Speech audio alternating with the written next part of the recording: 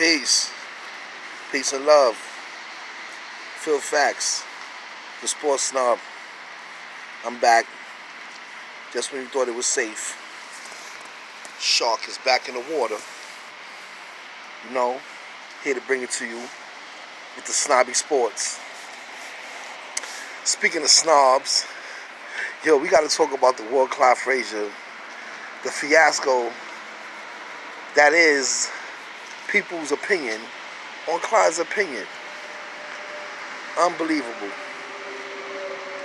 It's funny because I really don't understand how people don't get where Clyde is coming from.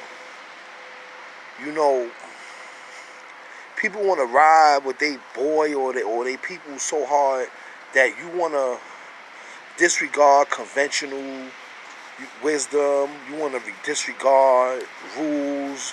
You want to disregard the law. Like, things are established.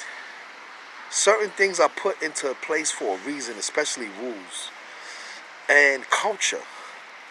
You know, so that things can flow smoothly.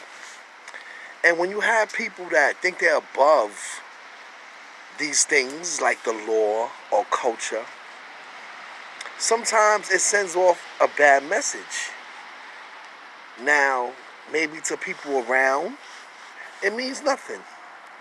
But to maybe from people that are looking from afar, the optics might be off. And I think that's what Clyde was trying to address with LeBron James' habit of sitting where he sits on the bench lately. I've been hearing that he does this all the time, or he's been doing this.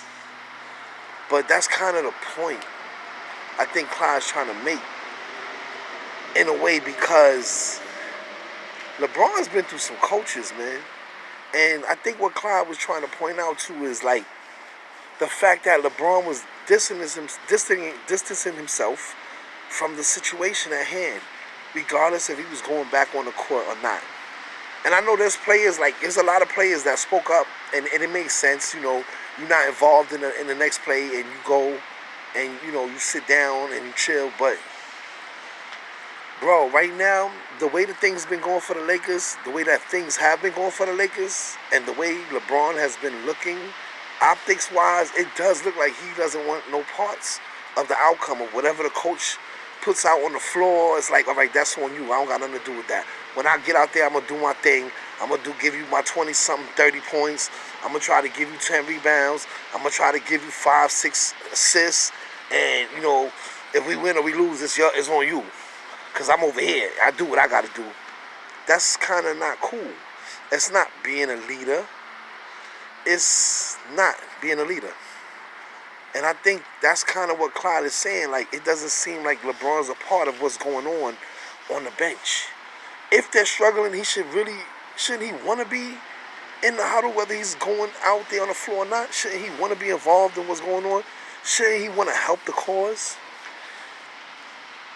I don't know, man. I think that, attacking Clyde's hair, his beard, his cut, his clothes, his style, that's crazy. What does that have to do with his opinion? And honestly, a lot of old school people, and that's what it boils down to. It boils down to this old school versus new school, and, being stuffy, being square, being hip. And like I said, man, some things are put into place for a reason, man. Now, these kids watching LeBron sit on the end of the bench. Now, what happens when more and more kids, more and more players start not wanting to be involved with the huddle because they have exceptional skills, or because they provide their team with a bulk of whatever is needed to win. But of course, since it's a team sport, everything is not on you. So they separate themselves by sitting on the bench because they do their part. That's not how you want young people to learn about being a teammate. That's not the kind of example you want to set.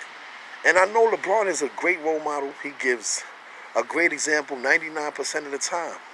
So damn, what's wrong when somebody points out when he does something wrong? Or what's wrong with somebody noticing when LeBron isn't perfect? You got the super squad of People, the super squad defenders of LeBron James, who are gonna always jump on TV because they get some nice Christmas gifts from LeBron, I'm sure, and they defend him and they defend everything he does, whether it really is right or wrong for anyone else, because it's LeBron and because of what he has to deal with and because of what he does for people, it's okay. Nah, people like him, they should be they should be held to the same standard as everyone else. And because he's such a good person, he should be able to show and prove and lead by example, not disregard, you know, the way things usually go because you're special, so you want special treatment. Because then everyone who thinks they're special will start to do this. So I think Clyde Frazier, he's getting a bad rap, man. I think y'all need to chill with attacking him. Let me know what y'all think, man. My fans, my real Knicks peoples, let me know what you think, because I grew up listening to Clyde. I don't think it's nothing wrong with what he said, man. I think he just points out something that maybe LeBron needs to think about. Maybe he needs to think about how things look. You know, and a lot of people that attack Clyde, I gotta be honest, man. It's like you on the same stuff LeBron's on. Y'all just worried about self.